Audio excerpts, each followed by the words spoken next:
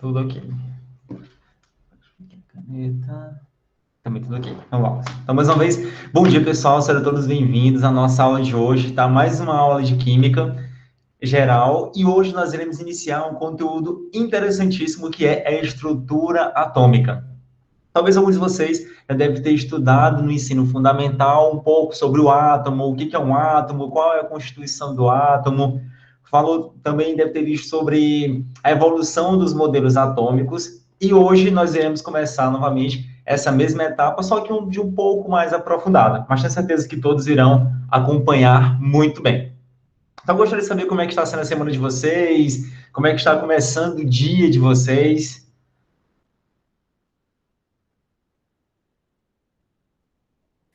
Bom dia, professor. Bom dia, Vanessa. Meu final de semana foi ótimo. Minha semana, né? Quer dizer. Ótimo, muito bem. Bom dia, professor. Bom dia, Cariane. Minha semana foi melhor, só de ontem e hoje uma rinite atacou em mim. Eita, rinite. Sei como é. Eu entendo, te entendo, Cariane. Alguém mais, meninos e meninas, quer compartilhar conosco como é que está sendo a semana de vocês? Como é que está sendo o dia? Bom dia, professor. Bom dia, João Costa. Tá sendo bom aí a sua. Também, tranquilo. Rapaz, sempre quando chega sexta-feira, que tem um encontro maravilhoso com todos nós, a aula de Química é bom demais. Então, é um dos dias mais esperados da semana. Né? E esse encontro que no primeiro e segundo ano só acontece a cada 14 dias. Então, a partir de hoje, temos 14 dias para ficar com saudade até a nossa próxima aula, até o nosso próximo encontro.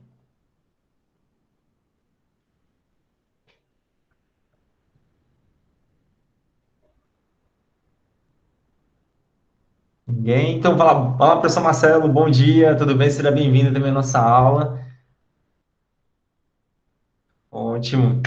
Meninos, eu tenho uma outra novidade para vocês, só para compartilhar com todos vocês. A partir do dia 1º de junho, vai ser iniciado uma monitoria que é o PRAE. Essa monitoria é mais destinada para os estudantes do primeiro ano do ensino médio, na qual teremos monitor de português, matemática, física e química. E vocês irão ser informados mais à frente, não sei se já foi colocado nos grupos da sala de aula, mas a equipe pedagógica ela vai entrar em contato para poder falar quais são os dias e horários de cada disciplina. E eu gostaria muito de pedir a vocês que todos participassem, principalmente os estudantes que têm um pouco mais de dificuldade na nossa disciplina. É o momento que a gente tem para poder sanar mais as dúvidas, os monitores vão responder questões com vocês. Não são as questões da nossa lista, tá, pessoal? Serão outras questões. É uma oportunidade de promover essa socialização e ainda aprender mais. Tá? E a monitoria, a questão do PRAE, ela vai servir também como uma forma de avaliação qualitativa. Ou seja, vai contar também para o qualitativo. Mas lembrando, a participação não é obrigatória, mas estou incentivando todos vocês a participarem, para que a gente possa aprender ainda mais com relação aos conteúdos da química. Tudo bem? Vocês vão ser informados mais à frente, talvez tenha uma reunião ainda com a equipe pedagógica, para ficar tudo alinhado e que todos vocês, os outros estudantes do primeiro ano, possam estar participando ativamente de toda a monitoria. Quanto à parte qualitativa, eu estou falando por mim, professor de Química, mas acredito que os demais professores talvez façam da mesma forma. Tá? Vamos ainda aguardar o posicionamento de cada um. Sem mais delongas, vamos iniciar então nossa aula de fato. Vou colocar para reproduzir a tela para vocês.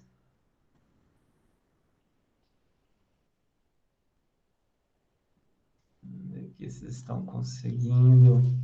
Não está aparecendo ainda. Peraí.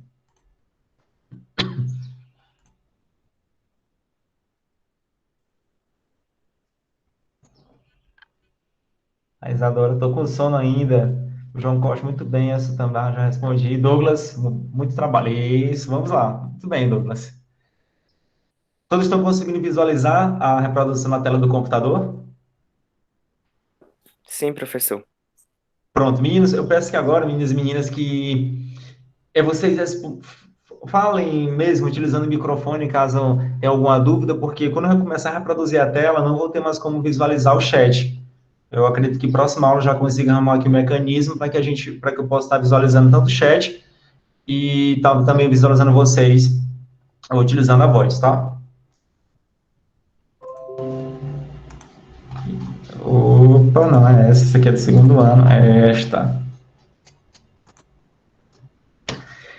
Então, estrutura atômica 1. Hoje nós iremos estudar a evolução dos modelos atômicos, ver como é que se deu todo o processo de estudo até chegarmos na teoria atômica atual. Então, o que nós iremos estudar hoje? Nós iremos estudar as concepções filosóficas a partir de Leucipo e Demócrito, o que eles pensavam, como é que eles imaginavam que era formada a matéria, todo tipo de material que existe. Depois vamos ver as ideias de Empédocles e Aristóteles, na qual Aristóteles teve uma influência muito grande e, sem querer ou não, ele acabou atrasando muito o avanço da ciência, principalmente o avanço da química, que só veio à tona lá na Idade Média, tá? Mas aí, depois da Idade Média, mas a gente vai ver isso com calma. Depois, as concepções científicas sobre o átomo. Primeiro vai ser a teoria atômica molecular de Dalton, depois o modelo de pudim de passas de Thomson, modelo nuclear de Rutherford, modelo planetário de Niels Bohr, modelo atômico de Summerfield e o modelo da mecânica quântica de Schrödinger, que é o que é mais aceito atualmente. E, por fim, vamos finalizar a aula com Chadwick e a descoberta do nêutron, que foi a última partícula subatômica descoberta. Claro que existem outras partículas, mas que não vem interesse. O nosso mais importante vai ser o próton, nêutron e elétron. Essas três partículas fundamentais. E aqui do lado direito, podemos observar de forma resumida e representativa um modelo de cada um. Então, tem o modelo de Dalton, que está aqui representado por essa esfera maciça e indivisível. Depois, o modelo atômico de Thomson, que a gente pode observar que tem cargas positivas e negativas, já é um diferencial, isso foi descoberto da eletricidade. Depois, o modelo de Rutherford, já apresenta um núcleo, a gente pode observar aqui no meio. O modelo de Bohr, que foi um aperfeiçoamento do modelo atômico de Rutherford. E, por último, o modelo de Schrödinger, que é o modelo da nuvem eletrônica. Então, vamos iniciar. Começando com a primeira pergunta, a pergunta clássica: por que estudar a estrutura atômica? Alguém sabe dizer por que a gente precisa estudar a estrutura atômica? Por que é importante estudar a estrutura atômica? Porque os átomos lá, eles estão em tudo, professor. Isso, muito bem. O que mais, pessoal? Bora lá.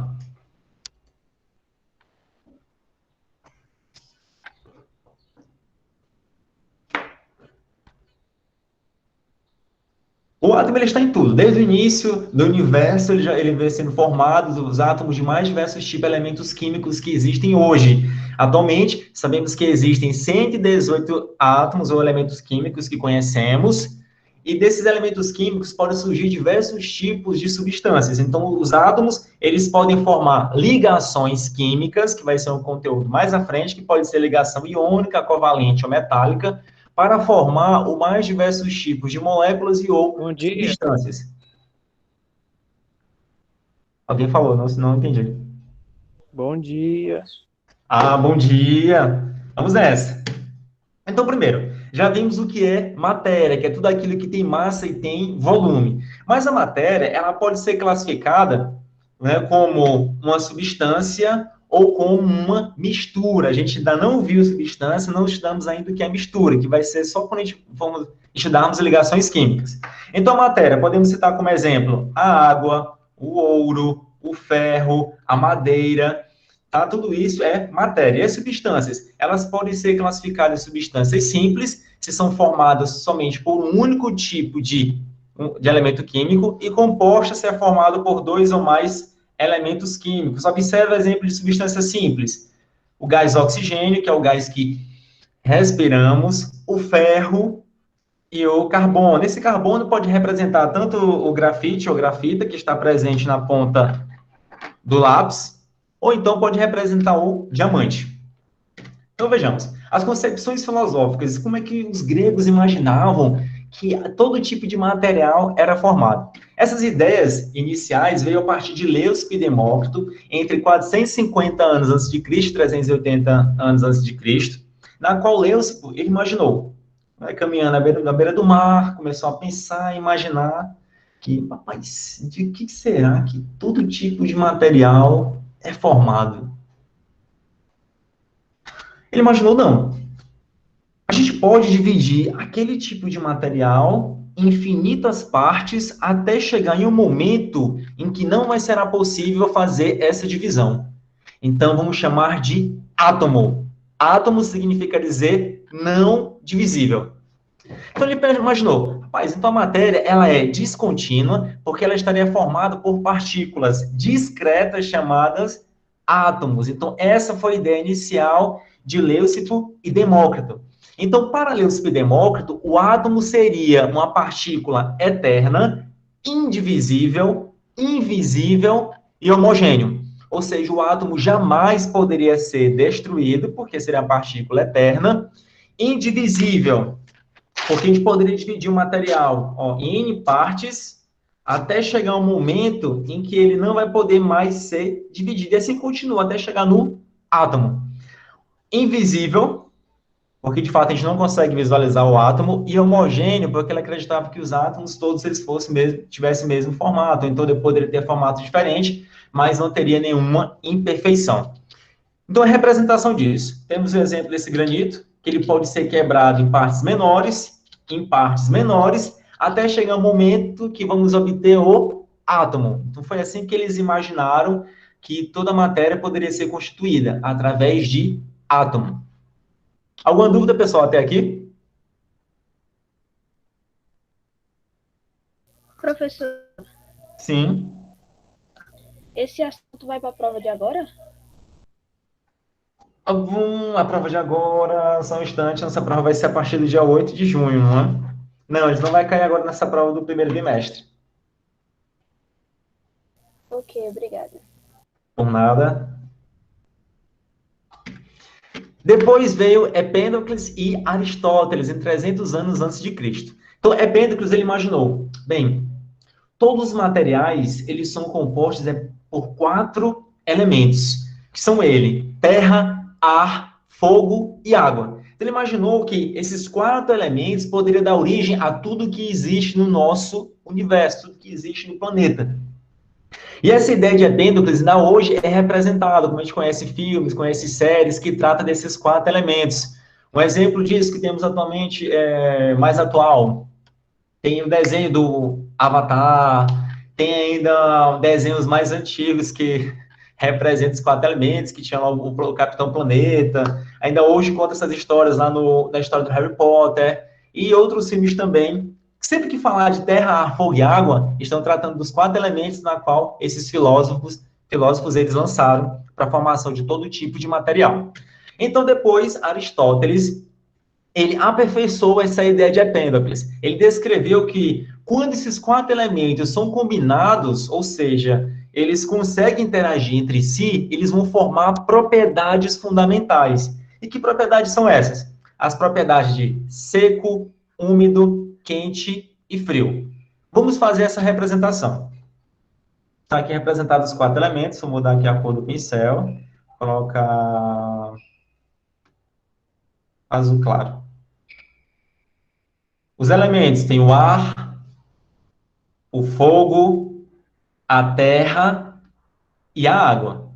Esses são os 4 elementos químicos, os 4 elementos que formam a matéria.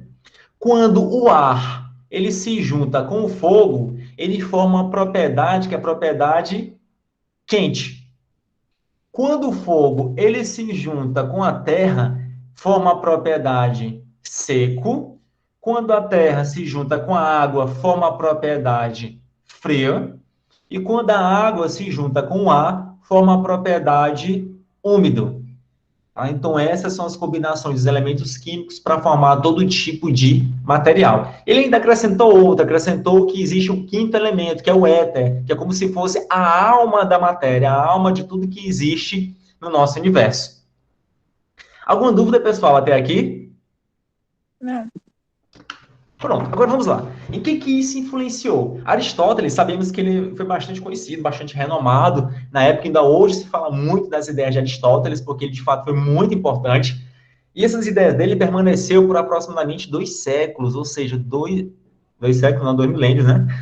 2.000 anos. E essas ideias de Aristóteles, eles foram acatadas por muitas pessoas que realizavam experimentos naquela época, a exemplo dos alquimistas. Vocês já ouviram falar dos alquimistas? Não. Já. Já. Mas o que são os alquimistas? Quem são os alquimistas? Já pararam para se perguntar? Professor, tipo, os alquimistas são, tipo, cientistas na minha cabeça. Que eles mexem com alquimia. Eles juntam os elementos. O que mais? Eles tentavam encontrar a fonte eterna, alguma coisa assim. Pedra filosofal. O que mais? Eles tinham 3 Coisa coisas assim. em mente. Eles eram Era o químicos. elixir da vida, a pedra filosofal que era feito com ele, e um múnculo, que seria um humano, sei lá, alguma coisa assim. Sei lá, eles procuravam tipo um remédio para todos os males da humanidade. E, rapaz, também que vocês estão, hein? Vocês estão sábios e vocês estão, rapaz, realmente todo mundo alinhado, todo mundo afinado, muito bem. Então, era tudo isso que vocês falaram, exatamente os alquimistas. E por muitas vezes eles foram tratados como bruxos. Então os bruxos, na verdade, que a história talvez não conte ao certo, mas também tinha os alquimistas. Como eles realizavam experimentos, como ele seria, digamos que um ataque para alguma igreja, para alguma religião, eles foram caçados em um momento da nossa história. Os alquimistas... Professor, Oi? inclusive tem um anime sobre isso, é Fullmetal Alchemist, em que eles usam a alquimia como se fosse uma magia. Isso, esqueci desse filme, desse desenho, Eu dessa já- série. Isso, exatamente. Muito bem, tem até o Dr. Stone também, só que o Dr. Stone já é um pouco mais diferente, mas trata mais ou menos disso. Mas isso, bem lembrado, muito obrigado. Não lembrava desse série, até comecei, marquei lá no Netflix para poder assistir. E ele conta também realmente diz essa história dos alquimistas. E os alquimistas, eles utilizavam essa ideia de Aristóteles para exatamente ter esses objetivos.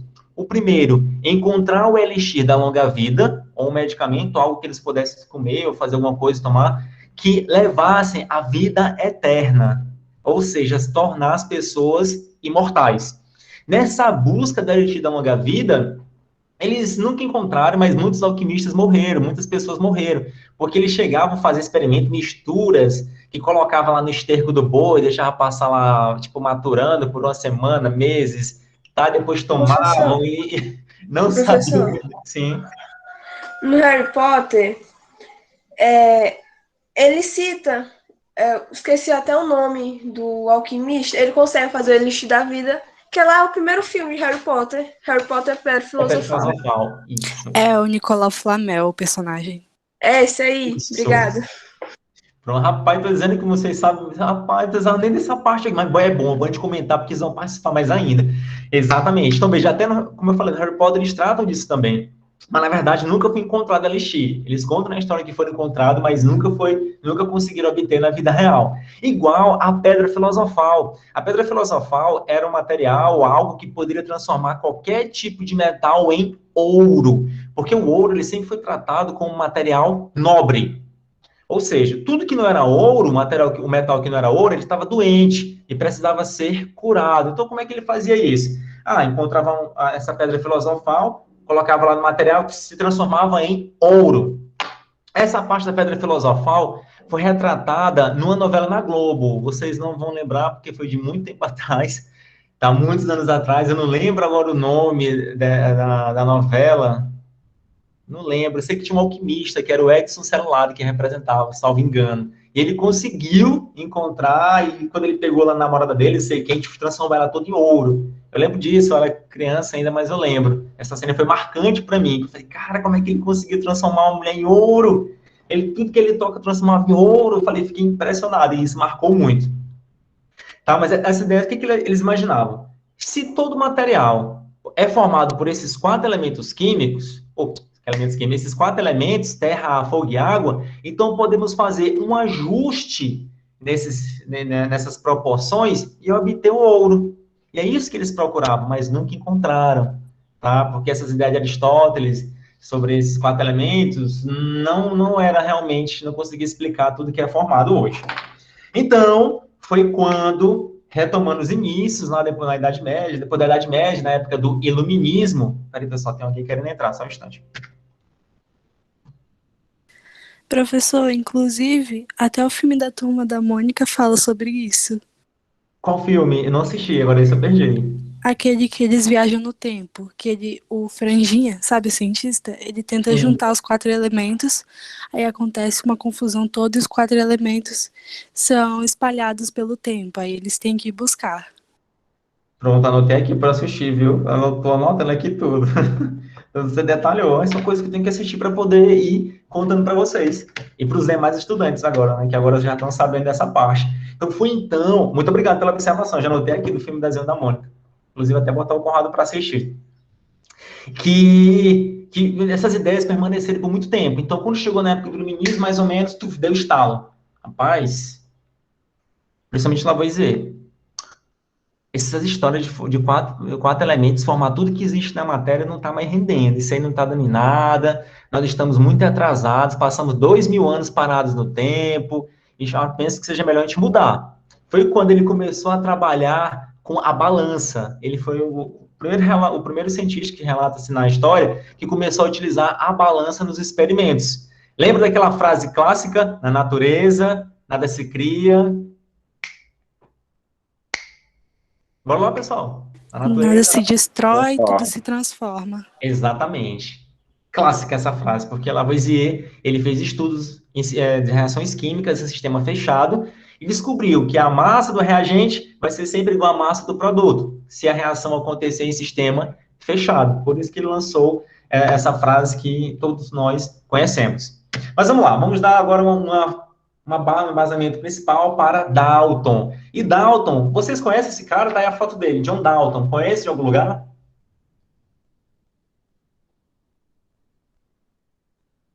Foi em 1808, um pouco antes, mas certeza que vocês viram ele em algum lugar.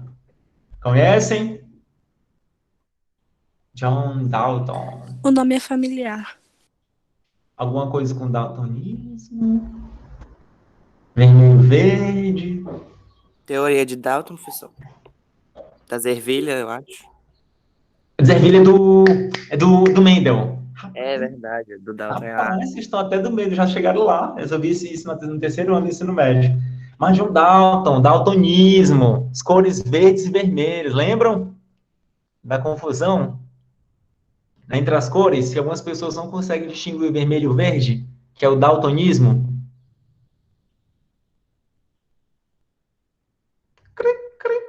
Viram ou não viram, pessoal? O nome já. Pronto, mas certeza que vocês vão ver na biologia. No curso de biologia, talvez no primeiro ano ou no terceiro ano, mas vocês vão ver, certeza. Então, veja, John Dalton, ele era um cientista que contribuiu tanto para a área da química quanto para a área da biologia. Na biologia, ele mesmo tinha o daltonismo, por isso que é chamado daltonismo, tá? Porque ele não conseguia distinguir muito bem a cor verde da cor vermelha, causava essa confusão. Mas ele contribuiu muito para a evolução do que conhecemos hoje sobre o átomo. Então, ele lançou a teoria atômico-molecular, na qual foi utilizado como base as leis ponderais, são as leis baseadas em massa, que é a lei de Lavoisier, lei de Proust e a lei das proporções múltiplas, que foi o Dalton também que lançou. Então, segundo Dalton, o que era o átomo? De que era formada a matéria? Segundo ele, a matéria é feita de átomos que são pequenos e indivisíveis. O que a gente pode observar? Que ele voltou no tempo e resgatou as ideias de Leucipo e Demócrito, na qual ele falou que a matéria é formada por átomos e indivisíveis. Então, ele resgatou essa história. Como? Através de experimentos. Depois, ele afirmou que os átomos não podem ser divididos, criados ou destruídos. Depois, nessa mesma teoria, ele afirmou que os átomos do mesmo elemento têm as mesmas propriedades, incluindo tamanho e massa. Ou seja, os átomos do mesmo elemento químico, como se for do carbono, eles vão ter a mesma massa. Então, se um carbono, vamos supor, um átomo tem 12 U, que é 12 unidades de massa atômica, então todos os átomos de carbono também terão 12 U, que é 12 unidades de massa atômica, que é o peso dele. Mas vamos já ver que isso não existe mais, tá? Que está equivocado. O 4. Ele afirmou que os átomos de elementos diferentes têm propriedades diferentes e que os átomos de elementos diferentes podem formar compostos. Só que há um detalhe importante, então prestem atenção. A teoria de Dalton, ela explicou muito bem vários fatos então vários fenômenos que aconteceram na época dele. No entanto, atualmente, o item 2, ele não está mais válido, que ele afirma que os átomos não podem ser divididos, criados ou destruídos, porque já sabemos, sim, que o átomo ele pode ser dividido. Ele é dividido em próton, é formado por próton, nêutrons e elétrons e outras partículas ainda menores. E o outro, o item 3, que átomos do mesmo elemento têm as mesmas propriedades, incluindo tamanho e massa. Isso não está mais aceito atualmente. Lembra do exemplo do carbono? Sabemos que existem os isótopos. E, professor, o que são isótopos?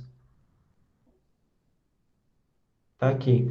São átomos que apresentam o mesmo número de prótons, porém diferentes números de massa. Por exemplo, tem-se o carbono 12, tem-se o carbono 13, existe o carbono 14, tem-se ainda o hidrogênio comum, ou hidrogênio normal, ou somente hidrogênio, tem-se o deutério e tem-se o prótio.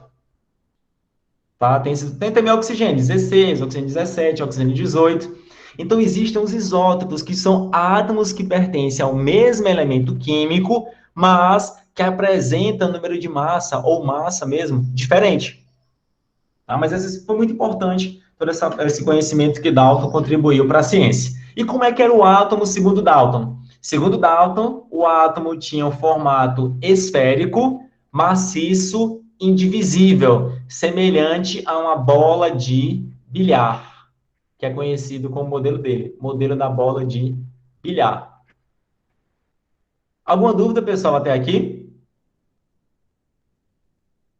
Não, Dúvidas? professor. Não. Agora uma pergunta que ninguém fez, é porque eu sou muito curioso, gosto muito de história, sabe, dessas questões assim de ciência. Por que Dalton imaginou que o átomo seria esférico? Porque ele participava de uma seita, que é chamada seita Quaker. Já viram no supermercado ou comércio, mercadinho, aquelas aveias Quaker? Sim. Vi a representação, antes, eu não sei se atualmente tem, nunca percebi mais, nunca mais notei, mas geralmente tinha um rapaz vestido de preto, com aquele, né, um chapéu também preto, longo. Aquele rapaz ele representado era a vestimenta que as pessoas que participavam dessa seita Quaker utilizavam. E para eles, tudo do universo, tudo que existe tem que ser perfeito. E matematicamente, qual é como é que chama, meu Deus, agora? Essa figura, não é figura geométrica, tem um nome específico. Mais perfeito da matemática é a esfera, porque a distância de qualquer né, da parte da esfera para o centro é a mesma. Então, a esfera tem um formato, digamos que perfeito. Por isso que Dalton afirmou que o átomo ele é esférico. Vamos lá. Depois disso, anos depois, um pouco mais de 100 anos depois, surgiu então o modelo de pudim de passas propostos por Thomson, Joseph John Thomson. Então, Thomson, ele começou a estudar os raios catódicos. O que são esses raios catódicos? Eu não coloquei nenhuma foto aqui do experimento, mas é um aparelho. Deixa eu colocar aqui do lado. Coloquei não, né? Não, coloquei. Espera aí. Vou colocar aqui embaixo. Aqui em cima, aqui do lado.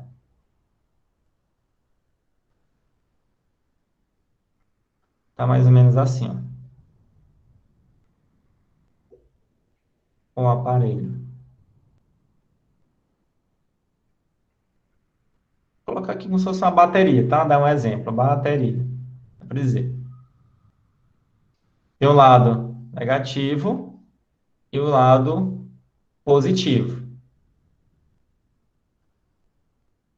Quando... aqui era um gás, tá? Aqui tinha uma bomba de vácuo para poder deixar um ar aqui dentro desse recipiente, o ar dentro dessa ampola, um ar rarefeito. O que é um ar rarefeito? Ar rarefeito significa dizer que está a baixíssima pressão.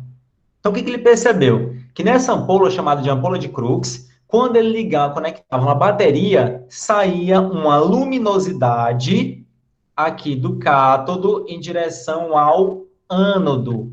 Ou seja, ele observava um feixe luminoso. E esse feixe luminoso, ele descobriu que são os elétrons. E esses elétrons têm carga negativa. Ele colocou uma aproximação dos ímãs, carga positiva, de lado positivo e negativo. Esses raios eram atraídos para o lado negativo. Tem essa representação no livro didático de vocês, tá? Vou até colocar a página lá no material de apoio, para que vocês possam visualizar com mais calma. Então, foi assim que se descobriu que a matéria ela é divisível, que apresenta outros tipos de partículas, porque ele testou vários gases, e todos eles apresentavam esse mesmo feixe luminoso, que saía do polo negativo em direção ao polo positivo. Por isso são chamados de raios catódicos, que saem aqui do cátodo, tá? Que são os elétrons. Então, com esse experimento, ele concluiu que um átomo, ele consiste de carga positiva e carga negativa, igual está representado na figura aqui ao lado.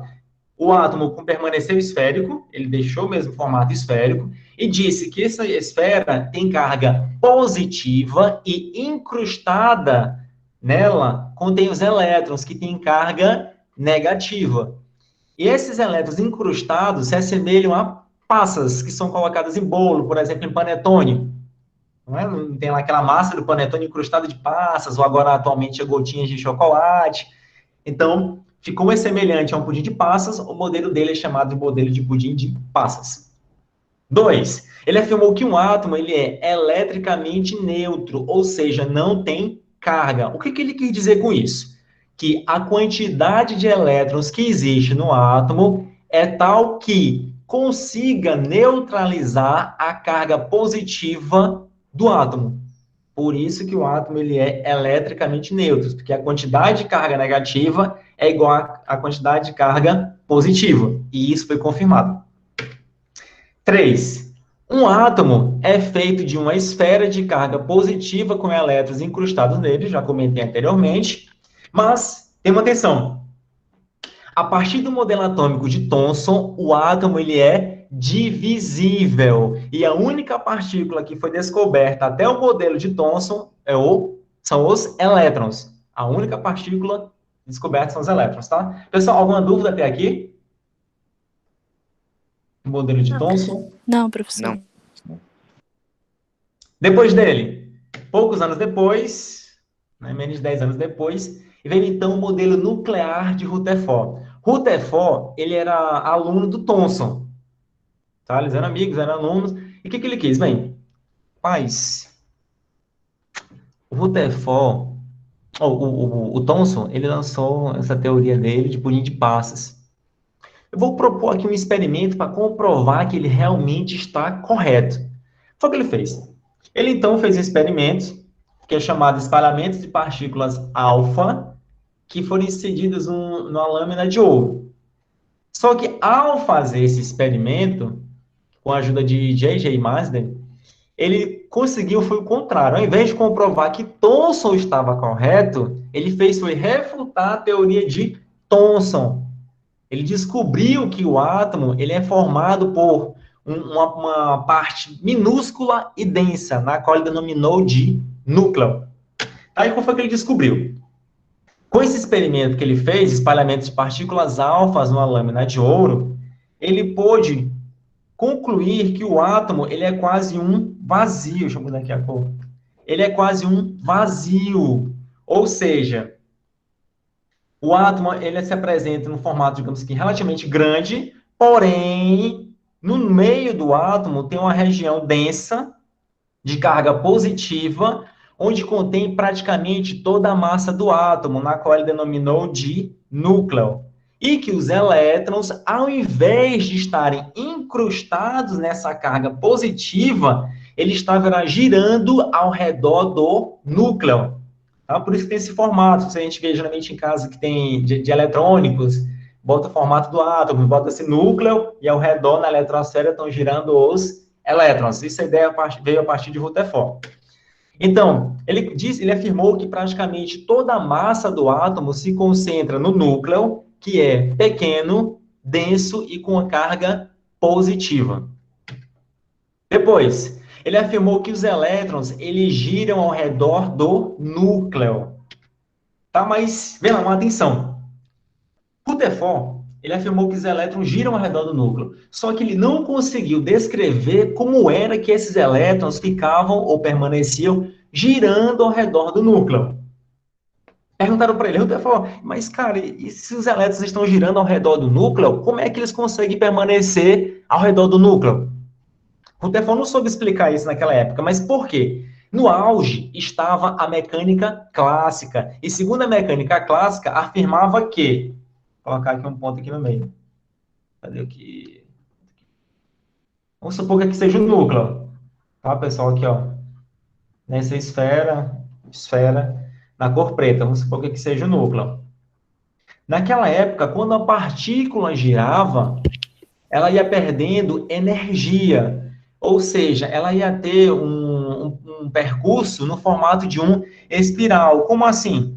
Vamos supor que tenha o elétron, aqui na cor azul, ele vai girando ao redor do núcleo. Só que ele ia perdendo energia, e ao perder energia, ele iria se aproximando do núcleo.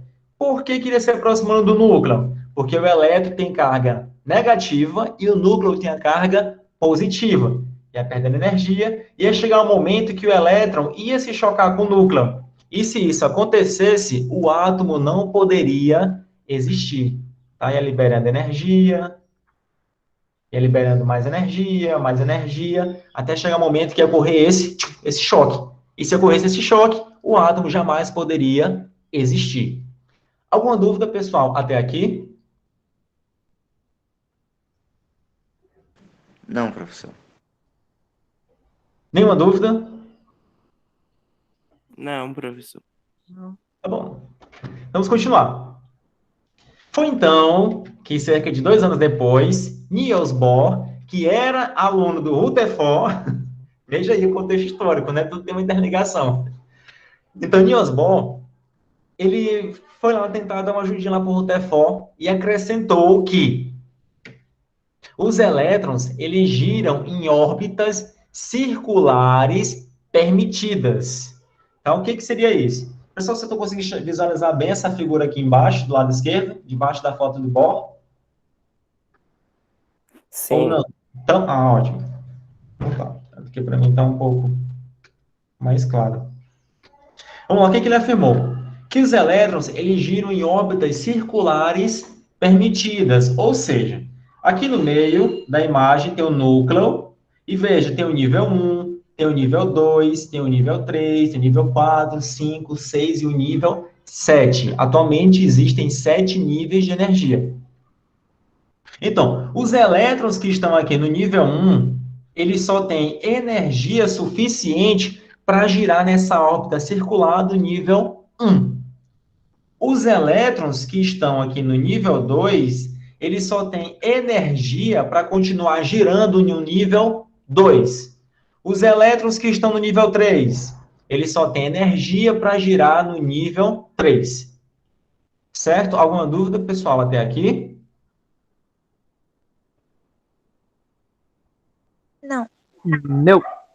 Pronto, estou perguntando, pessoal, toda vez que vocês tem dúvida, porque essa parte aqui é interessante, tá? É a parte aqui que a gente começa a explicar alguns fenômenos que acontecem no dia a dia. Então, se tiverem, por favor, perguntem, não levem a dúvida, quer dizer, não levem a dúvida para casa, né? Teoricamente, ou na prática, todos vocês estão em casa. Então, não permaneçam com a dúvida dentro de casa. Perguntem.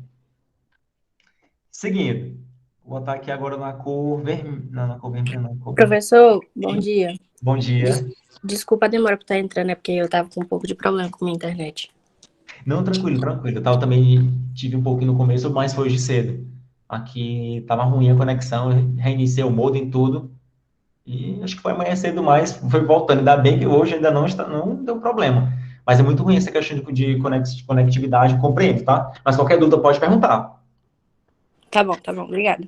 Por nada. Então, veja. Aqui o elétron que está no nível 1. Preste atenção para o elétron que está no nível 1. Preste atenção. Esse elétron que está no nível 1, ele pode receber uma certa quantidade de energia. Tá? Vou botar aqui. Onde tem essa energia. Ele pode receber essa quantidade. O que é essa energia? Essa energia também é chamada de fóton, tá? Então, quando o elétron ele recebe uma certa quantidade de energia, ele pode saltar para níveis mais externos. Dependendo da quantidade de energia, se for suficiente para ele ir para o nível 2, o elétron salta para o nível 2. Mas se for suficiente para ele ir para o nível 3, ele salta do nível 1 para o nível 3. Se for para o nível 4, ele salta do 1 até nível 4. E assim sucessivamente. Depende da quantidade de energia que ele recebeu. Então, vamos supor que ele recebeu energia para ir para o nível 2. Então, ele dá um salto quântico e vem para cá, para o nível 2. E ele vai permanecer aqui no nível 2 até... Ele vai continuar aqui no nível 2 até ele continuar recebendo essa mesma quantidade de energia. Recebeu, fica no nível 2. Fica no nível 2, nível 2, nível 2. Mas, se ele parar de receber essa quantidade de energia, ele vai voltar... Colocar qual cor? Vermelho. Ele vai voltar para o seu nível de origem, que é o nível 1, porque ele parou de receber essa energia, e ao fazer isso, ele vai liberar a mesma quantidade de energia que ele recebeu, só que agora em forma de luz. Tá? Então, veja. O elétron, ele está num determinado nível, ganha energia suficiente para ir para um próximo nível, para o nível seguinte, ele vai dar esse salto e permanece girando.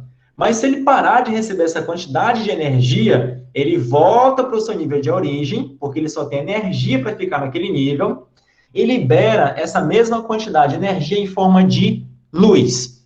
Aí você pode perguntar, professor, mas onde é que eu consigo visualizar isso no dia a dia? Simples. Você já viu o ponteiro de relógio que brilha no escuro?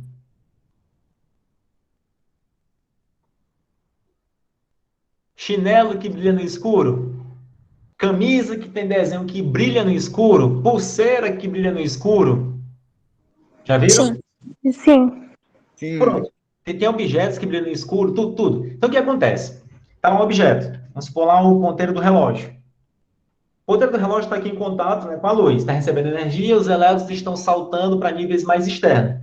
Quando a gente apaga a lâmpada, o que acontece? O ponteiro do relógio logo começa a brilhar. Por que está brilhando? Porque os elétrons estão voltando para o seu nível de origem. Estão liberando a quantidade que eles receberam em forma de luz. É por isso que os objetos brilham no escuro. Beleza? Beleza. Agora, Professor, aí vem o professor, outro. Oi? meu irmão tem um colar com uma pedrinha que sempre quando ele sai no sol, quando ele volta e tá escuro, brilha, fica brilhando em azul. É o mesmo princípio. Vou já chegar na questão das cores. Eu falo agora com azul. Tá lá, vamos lá. Bem lembrado, é a próxima coisa que eu ia falar. Agora, com relação às cores. Essas cores vai depender do nível ou salto que ele fez. Foi mais longe, foi mais perto, depende. Por exemplo, vocês já viram... você pergunta se vocês já viram, porque tem que perguntar, né? Eu sempre começo com essa pergunta. Os fogos de artifícios coloridos, cor azul, cor verde, rosa, vermelho, amarelo, laranja, não sei que cor. Sim. Pronto. Segue o mesmo princípio ou a mesma ideia de Bohr. Então, aqueceu no foguete, vai subindo, vai ganhando energia, os elétrons. Aí, pá, explodiu. Os elétrons tendem a voltar para o nível de origem. Dependendo do nível que ele foi, aí ele vai transmitir a cor azul, a cor laranja, a cor amarela, a cor verde. Tá? Todas essas cores dependem do nível que os elétrons eles conseguiram alcançar. Tá, pessoal? Por isso que existe essa monte de cores, tudo de cores. Professor? Sim. Se sabe dizer qual nível de energia, tipo, pode fazer determinada cor? Por exemplo, o nível 2 faz o laranja, o nível 3 faz o azul. Sim. Isso depende de cada... Isso depende de cada elemento químico. Quem foi que falou? Desculpa, só para eu saber. Azel. Quem? Desculpa. Azel. Azel, pronto, Azel. Tem sim. E nessas aulas de modelo atômico, boa pergunta. Agora eu vou ter que dar um ponto tocante. Nessas aulas, quando chega de modelo atômico, principalmente em Niels Bohr, nós vamos para o laboratório. Nós, todos os estudantes, vamos para o laboratório, porque lá a gente faz o experimento do teste da chama. Vocês já ouviram? Já assistiram o experimento do teste da chama? Sim, eu vi em Breaking Bad. Ele fez uma aula lá no primeiro episódio. É mesmo, ele pega lá borrifando, é mesmo. Verdade, ele borrifa lá bem no bico de búzios, exato. Exatamente isso, é a mesma coisa. A gente vai para o laboratório, a gente começa lá no bico de búzios e começa a testar vários metais. O sódio, por exemplo. O sódio, ele vai ter uma coloração amarelada, ou amarelo laranjado. Mas como é que a gente pode fazer isso? Em casa, talvez já deve ter visto, sem querer, aconteceu um acidente de casa, né? Aconteceu um momento que caiu um pouco de sal na chama. Já viram que cor que fica a chama do fogão quando cai o sal? Sim ou não? Não. Gente, mas com a ajuda de um adulto, vocês podem ver um pouquinho, tá na chama do fogão, geralmente está azul, aquele azul clarinho. Quando coloca um pouquinho de sal, a chama fica aquele amarelão intenso, quase alaranjado. Ali é característica do átomo de sódio. Uma cor vermelha tem do lítio. Do lítio, quando a gente coloca na chama, normalmente tem uma cor vermelha. O cálcio também tem uma cor vermelha, só que o vermelho mais escuro, mais intenso. Aí o cobre já tem uma coloração mais esverdeada, um verde claro. Ou seja, cada metal, cada átomo de metal, eles têm uma coloração diferente, porque tem saltos quânticos diferentes. É por isso que dá a coloração dos fogos de artifício. Aquele verde, normalmente, porque tem o cobre. O amarelo, porque tem o sódio. Tá? O amarelo, aquele alaranjado, mas porque tem o sódio. O vermelho, que pode ter o cálcio, então pode ser o lítio. Então, essas colorações do fogo de artifício também estão relacionados com os metais que estão inseridos naquela pólvora. Tá? Vou ver se a gente tem a oportunidade. Eu até tinha um vídeo gravado. Mas vamos ver como é que na próxima aula a gente aparece aqui com o experimento teste da chama, né? A gente vai lá, eu vou estar lá no IFP, de repente colocando. É possível. Aqui em Piripiri, daqui para lá dá 1 quilômetro e um pouquinho, a gente fazer. Que é interessante a gente ficar assistindo, a gente ver aquele momento acontecendo. Certo? Certo, obrigada. Por nada, eu que agradeço a participação. Professor, Oi. você falou que os átomos sobem até o nível 7, né? Os elétrons. Os elétrons. Isso. E se o elétron que está no nível 7 ganhar mais energia, o que acontece com ele? Pronto. Então, Eles pronto. podem saltar para níveis ainda mais externos, tá? Quem foi que perguntou? Desculpa. O William Renan. Pronto, William Renan. Eles podem ir para nível mais externo, só que assim, teoricamente, digamos assim, existem somente 7. Porque são 7 períodos na tabela periódica. Tá, aqui, ó. Pronto, vou mostrar aqui. A gente não estudou em tabela periódica, mas é o nosso próximo conteúdo quando a gente terminar a estrutura atômica. Na tabela periódica, por curiosidade, a gente pode observar que existem 7... Estão conseguindo visualizar a tabela?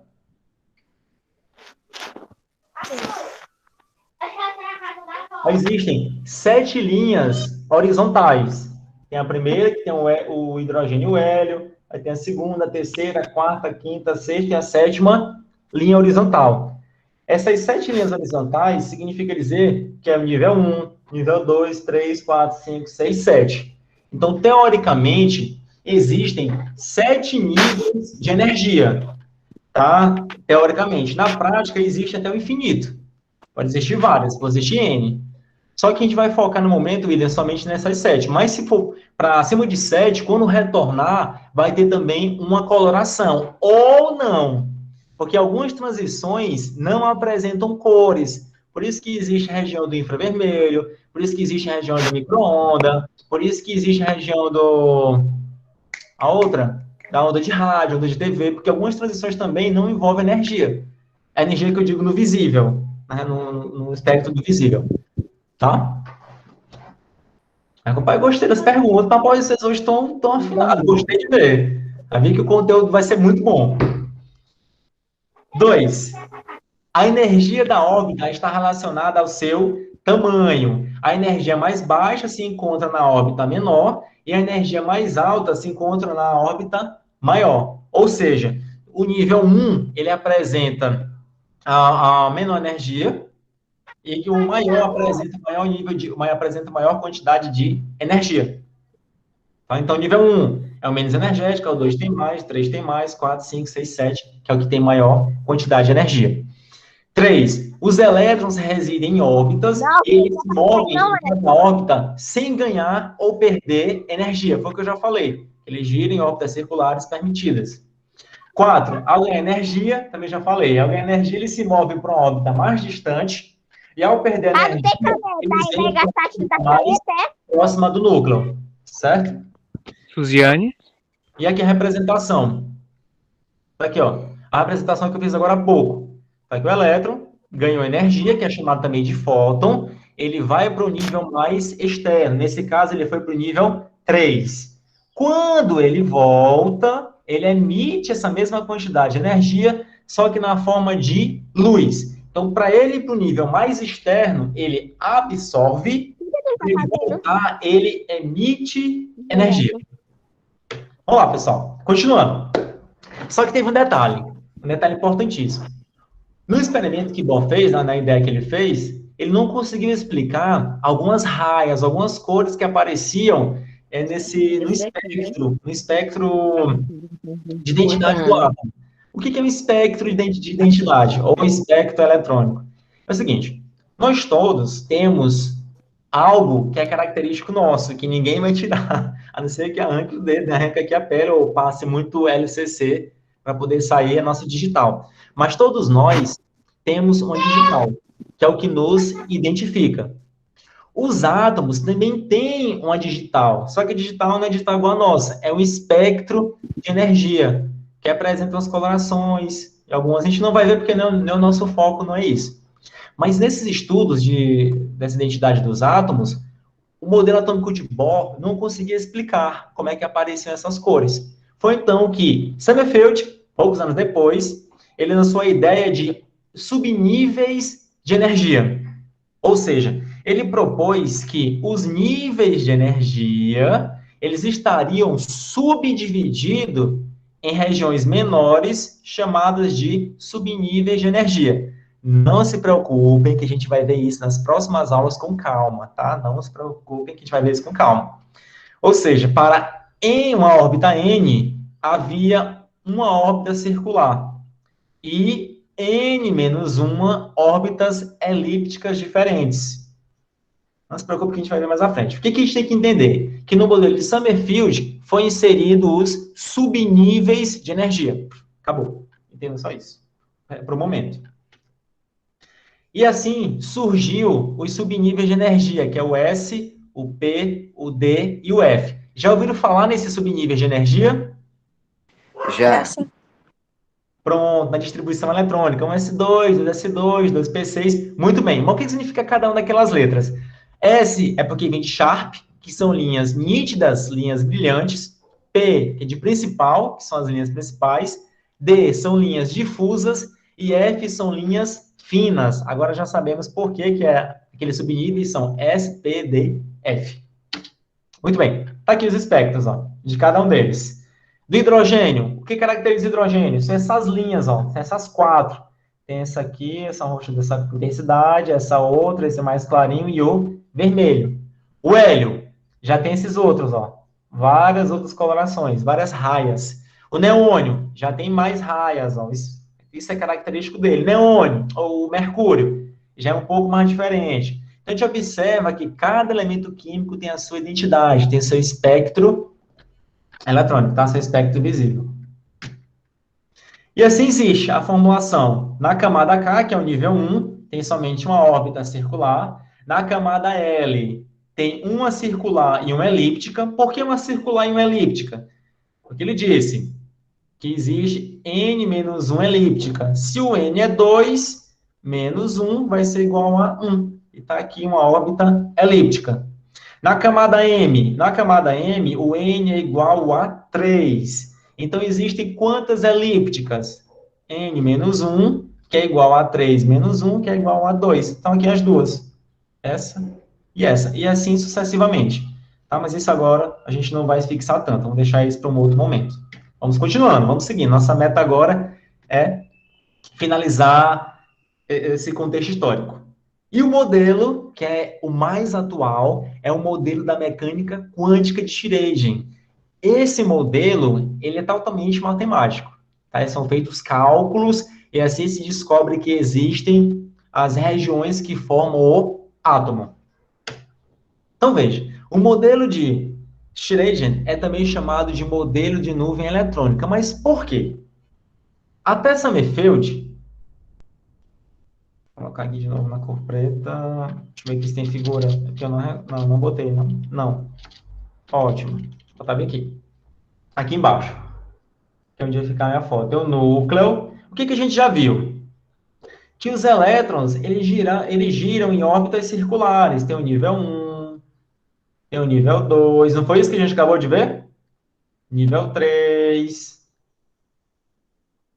Só que, segundo Schrödinger, não existe uma trajetória definida do elétron. Isso não existe. O que existe? Tem o núcleo e o elétron, ele gira em qualquer direção, em qualquer sentido ao redor do núcleo. Tá? Ele gira em qualquer direção, em qualquer sentido, formando uma espécie de nuvem eletrônica, tá? Por isso que tem aqui esse formato aqui do lado direito, superior, o núcleo, aqui no meio, ó, é o núcleo, e ao redor estão os elétrons em movimento. O que a gente pode observar? Que tem uma região, aqui na cor branca, ó, entre o núcleo e digamos que a primeira nuvem. Estão vendo? Tá vendo, pessoal? Deixa eu botar aqui a cor, vou dar a cor de vermelho, que dá um destaque maior. Aqui, ó. Tem o núcleo aqui no meio, depois tem o espaço aqui, ó, na cor branca, e começa a ter mais a movimentação dos elétrons. Estão vendo? Sim. O que isso significa dizer? Nessa região aqui que está na cor branca, a probabilidade de se encontrar um elétron é nula.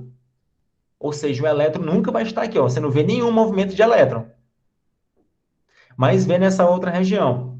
Então, nessa região aqui já um pouco mais intensa, significa dizer que aqui é um local onde é mais provável de se encontrar um elétron. Depois, observe, tem outros espaços, né, que eu estou em branco, que é onde o elétron praticamente não existe, não vai ter elétron naquela região. Depois tem outra nuvem em que mostra que há uma maior densidade de elétrons naquela região, ou seja, há uma maior probabilidade de se encontrar um elétron ali.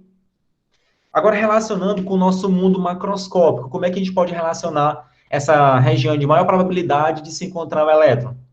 Com a nossa escola. Então, vamos supor que nossa escola esteja lá representado o átomo. Aonde é que é mais provável de se encontrar um aluno, um estudante? Nas salas. Na sala, exatamente. Então, se lá é a maior probabilidade de se encontrar um aluno, que é como se fosse o elétron, então aquela região, aquela sala de aula é chamada de orbital. Tá? É chamado de orbital, onde é uma região onde é máxima a probabilidade de se encontrar um elétron. Mas vamos ver o que ele falou disso. Ele disse que os elétrons, eles se movem de forma desconhecida e com velocidade elevadíssima. Ou seja, não é possível a gente saber simultaneamente a posição do elétron e a sua velocidade, que é o princípio de incerteza de Heisenberg. O que diz esse princípio de incerteza? Que se a gente souber a posição exata do elétron no átomo, a gente não vai saber qual é a sua velocidade. Mas, se a gente souber a sua velocidade exata, a gente não sabe qual a posição dele no átomo. Por isso que é o princípio de incerteza de Heisenberg, que é uma base também da mecânica quântica. Depois, ele disse que os elétrons se movem ao redor do núcleo, formando uma nuvem e não um orbital. E o terceiro, que os elétrons existem em subníveis específicos de energia, como uma nuvem, e que a nuvem ela é mais densa próximo do núcleo e menos densa longe do núcleo. O que ele quer dizer que é mais densa próximo do núcleo e menos densa distante do núcleo? Porque os elétrons, eles têm cargas negativas. E os prótons que estão no núcleo têm carga positiva. Então, ocorre uma atração dos prótons com os elétrons. Então, eles giram digamos assim, mais fortemente ao redor do núcleo. Por isso que é mais provável se encontrar um elétron próximo do núcleo do que distante do núcleo. E sim, orbital é a região com alta probabilidade de conter elétrons, que a gente associou agora há pouco com a sala de aula. Muito bem. Alguma dúvida, pessoal, até aqui? O que acontece quando os elétrons se chocam? Bem, não vai haver probabilidade dos elétrons se chocarem. Tá? Eles vão estar girando e girando, que a gente falou, né? Que de forma desordenada, mas eles nunca vão se chocar. Porque ao mesmo tempo que tem a energia na movimentação de atração, também tem energia de repulsão. Elétron, carga negativa. Ou se aproximar, cargas iguais se repelem. De novo. Já vimos isso? Carga positiva com negativa, repele. Positiva com positiva. Positiva com positiva repele, negativa com negativa também se repele. Lembra? Cargas opostas se atraem. Mesmas cargas se repelem. Então o elétron nunca vai se chocar com o outro elétron, a não ser que seja forçado mesmo. A gente force essa colisão. Beleza? Beleza. Tranquilo. Vamos lá, finalizando. Chadwick e a descoberta do nêutron em 1932. Só voltando um pouco à parte histórica, quem descobriu o elétron? Thomson. Quem descobriu o próton? Rutherford. Quem descobriu o nêutron? Chadwick. Tá? Então, salve isso que pode ser que caia em alguma questão. Então, o nêutron, ele foi a última partícula a ser descoberta. Mas por quê? Alguém tem ideia? Primeiro foi o elétron de carga negativa, depois foram os prótons de carga positiva, e por último o nêutron. Por que o nêutron foi a última partícula a ser descoberta? Alguém tem ideia? Olha o nome, nêutron. Porque o nêutron é Neutro. Porque ele não tem nem carga positiva nem negativa. Exatamente, porque ele é neutro, ele não tem carga positiva nem negativa. E nos experimentos que ele realizavam, sempre tinha algo positivo e algo negativo. Então, os elétrons iam para a parte positiva, os prótons para a parte negativa, mas nunca se tocaram que podia existir algo que não tivesse carga. Por isso que os nêutrons foram os últimos a serem descobertos. E só vieram aquela ficha cair, pá, cara, tem alguma coisa errada, como é que pode? Átomos do mesmo elemento químico. Cadê que eu tô lá? Átomos do mesmo elemento químico têm massas diferentes. Cara, isso não pode. Tem alguma coisa aí que tá faltando. Alguma coisa. O que tá faltando? Nêutron. Porque o nêutron tem aproximadamente a mesma massa que um próton. Por isso que existem os isótopos. Isótopos. O P significa dizer que tem o mesmo número de prótons, só que o número de nêutrons são diferentes. Por isso que existe o carbono 12, carbono 13, carbono 14. E isso foi descoberto só por Chadwick em 1932. Então, até 1920, o núcleo do átomo ele era uma esfera maciça com carga elétrica positiva. Depois, o Rutherford ele caracterizou o próton como sendo unidade de carga elétrica positiva. E Rutherford deparou-se com os isótopos. Foi então que Chadwick realizou um experimento utilizando o hélio, aqui, e o berílio, e descobriu que formava o carbono 12 mais um neutro. Deixa eu apagar aqui, vou apagar, peraí, pra gente fazer com calma. Me empolguei demais, né, pessoal? Peraí, pessoal, tá terminando também, tá? Só um instantinho. O hélio, veja, tem aqui, ó, massa 4, o berílio tem número de massa 9. Então, 4 mais 9 é igual a 13. 13, foi longe, 13 tão fraquinho. 13. E eles conseguiram formar um novo elemento químico que tem massa igual a 12. E cadê aquela outra unidade? Aquela outra unidade foi para onde? O nêutron. Tá? O nêutron tem massa igual a 1, ó. Muito próximo a igual a do próton. Só que o nêutron é difícil de ser detectado, porque ele não tem carga. Mas foi aí que Chadwick, nesse experimento, conseguiu provar que o nêutron existe, que ele não tem carga, que também está no núcleo. Muito bem. Está aí a representação de núcleo. Tem os prótons e tem os nêutrons. Tá, pessoal? Muito bem. Então, só finalizando, tem isso aqui, ó, a evolução histórica de todo esse contexto da teoria atômica. Peraí, pessoal, alguém está querendo entrar, só um instante. Na próxima aula eu pedi para todos vocês aceitarem. Antes, peraí, voltando aqui. Pronto, só finalizando. Primeiro, tudo começou há um tempo atrás, lá na Grécia, com Leucipo e Demócrito, imaginando que toda matéria era formada por átomos, que eles seriam indivisíveis e apresentavam também diversos formatos. E constituía até mesmo a nossa alma. A nossa alma também era formada por átomos. Depois, em 1803, aproximadamente, Dalton, ele afirmou que o átomo teria um formato esférico, maciço e indivisível, conhecido também como modelo da bola de bilhar. Vou botar aqui bola de bilhar.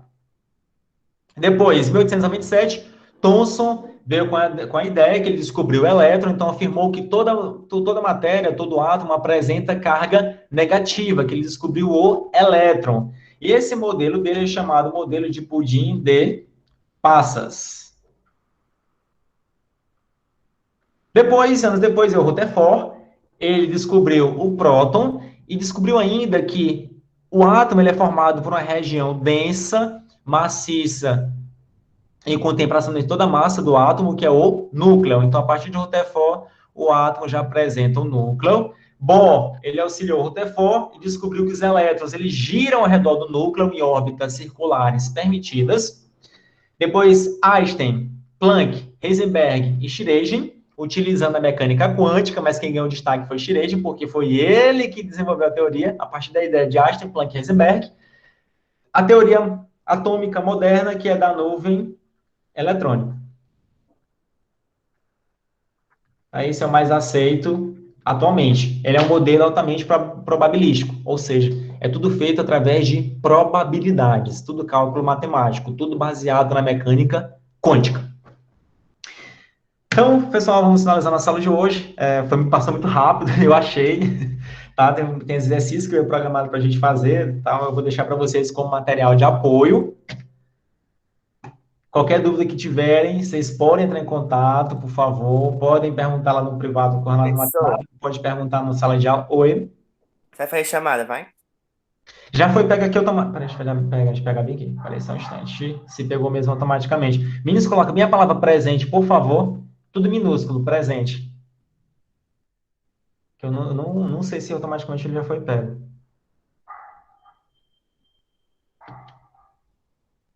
São 58.